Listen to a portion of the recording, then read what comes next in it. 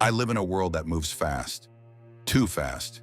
Every day there is noise, opinions, pressure, endless comparison. And somewhere beneath all of that, there is a quiet question I keep coming back to. How am I supposed to live? Not how to win, not how to impress, but how to live with steadiness, with dignity, with peace, even when life is unfair. I didn't find the answer in motivation or positivity. I found it in Stoicism.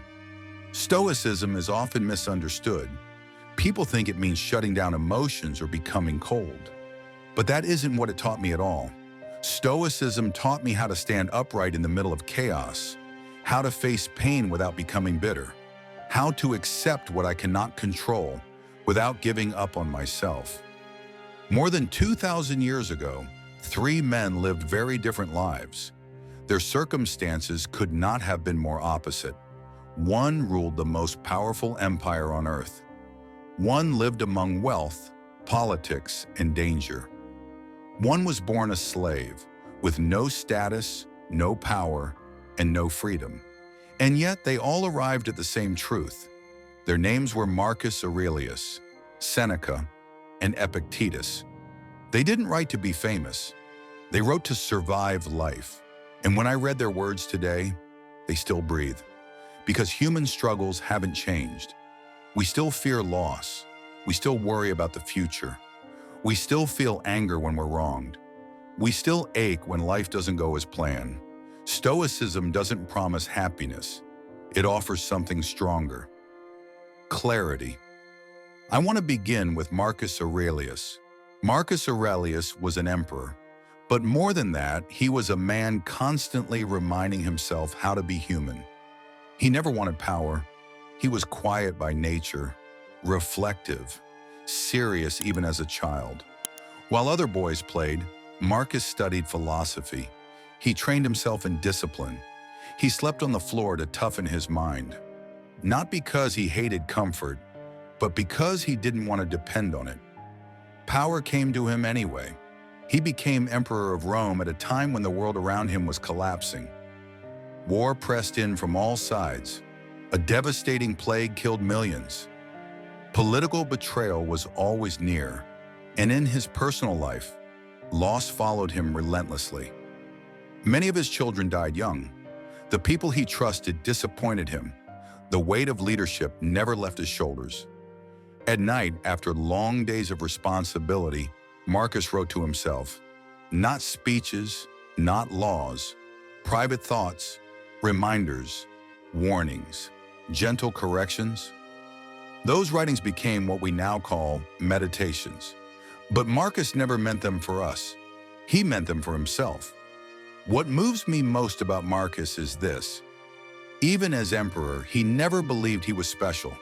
He reminded himself again and again that he was mortal, temporary, no different from anyone else beneath the surface.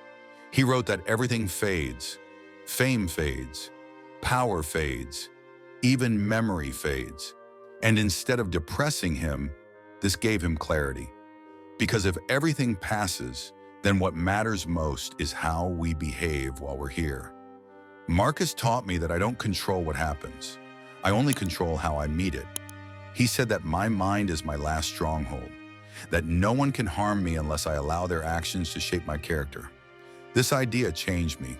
I used to believe peace would come when life became easier. Marcus showed me peace comes when my judgments become wiser. He reminded himself constantly not to complain, not because pain isn't real, but because resistance multiplies suffering. He wrote that the obstacle is the way, that difficulties aren't interruptions to life, they are life.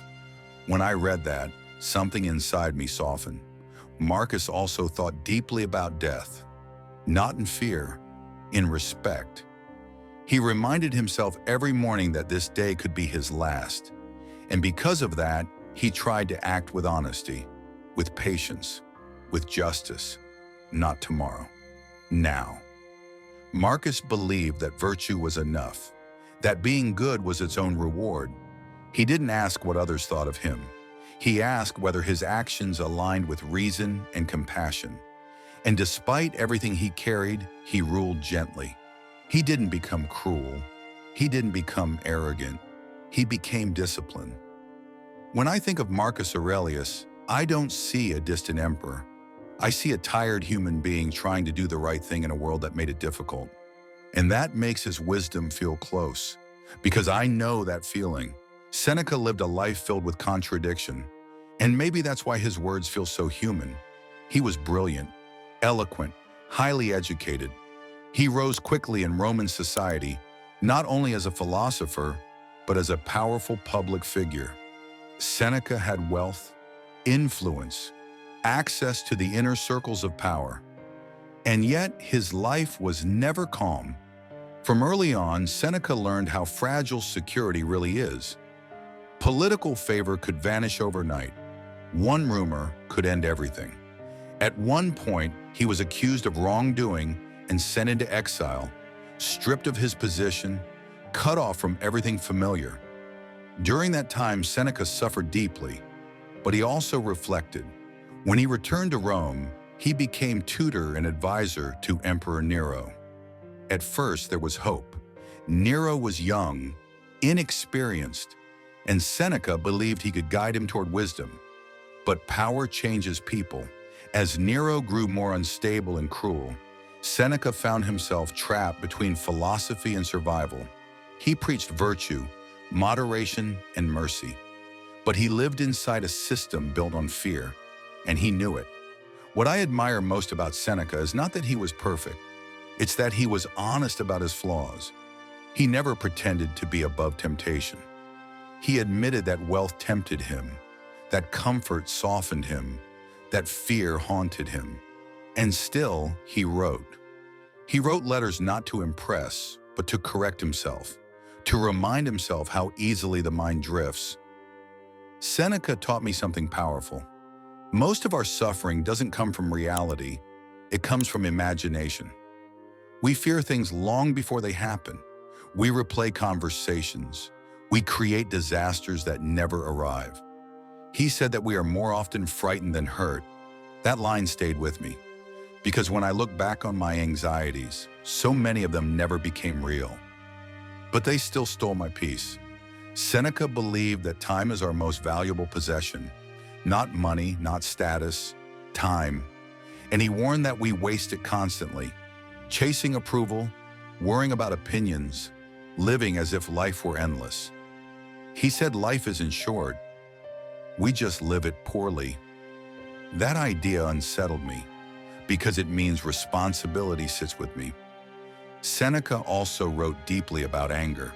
He called it a temporary madness. He didn't deny that anger arises, but he warned that indulging it destroys reason. When I feel anger rising now, I remember his words. I pause, not to suppress it, but to prevent it from ruling me. Toward the end of his life, Seneca tried to step away from power. He asked Nero for permission to retire quietly, but power rarely lets go peacefully. Eventually, Seneca was accused of conspiring against the emperor. Whether he was guilty or not didn't matter. Nero ordered him to take his own life.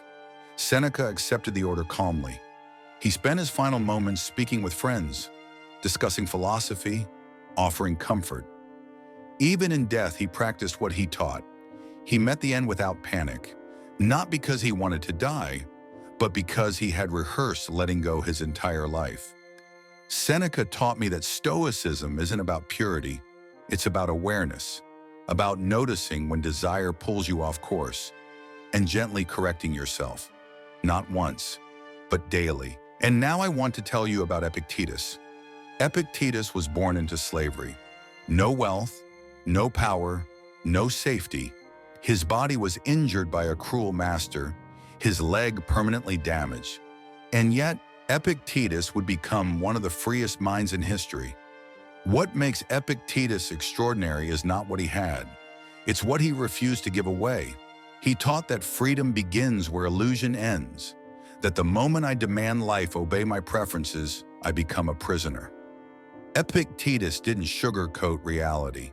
He said that some things are in my control, and most things are not. My opinions, my choices, my character. Those belong to me. Everything else is borrowed. He believed that suffering comes from confusing these two categories. When I try to control people, outcomes, or events, frustration is inevitable. But when I focus on my response, something shifts.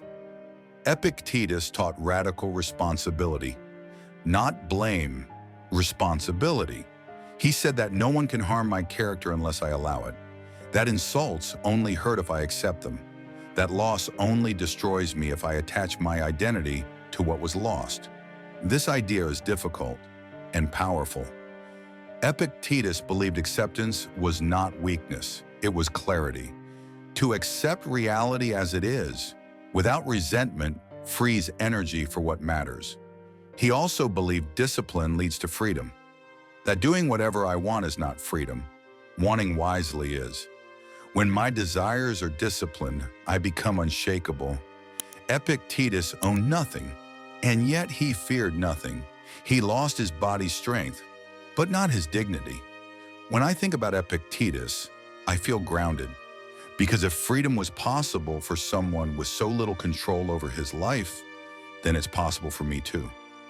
Marcus Aurelius ruled the world, but sought mastery over himself. Seneca lived among power, but warned against being enslaved by desire. Epictetus owned nothing, yet taught the meaning of freedom. 3 lives, 1 truth. Stoicism doesn't promise comfort. It offers strength. It doesn't remove pain. It teaches endurance. It doesn't change the world.